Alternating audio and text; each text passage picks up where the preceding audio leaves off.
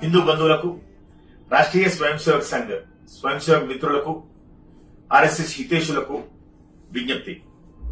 RSS ప్రార్థన నిత్యము శాఖలో జరిగేటటువంటి నమస్తే సదా వత్సలే మాతృభూమే అనే ఈ ప్రార్థనలో సంఘం యొక్క సర్వ సాహిత్యము నిబిడీకృతమై ఉంటుంది. ఈ ప్రార్థన ద్వారా స్వయం సేవకులకు అజేయ శక్తి, సౌశీల్యము, శృతం, వీరవ్రతము, అక్షయ ధ్యేయనిష్ట అనేటటువంటి 5 రకాల గుణాలను స్వయం సేవకులు పెంపొందింపజేసే దానికోసం ఈ ప్రార్థన కొనసాగుతూ ఉంటుంది.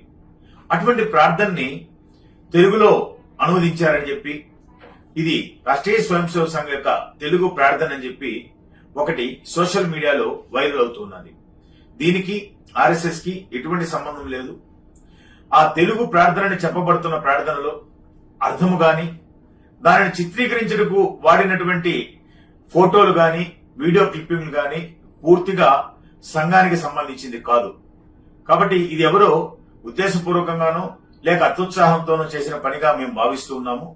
ఎవరు కూడా దీన్ని ఫార్వర్డ్ చేయొద్దు, దీనికి ప్రాచుర్యం కల్పివద్దు. దేశం మొత్తం పైన సంఘ సాహిత్యము సర్వసారము నిబిడీకృతమైనటువంటి 5 గుణాలు ఇచ్చేటువంటి ఈ ప్రార్థన ఒకే భాషలో ఉంటుంది.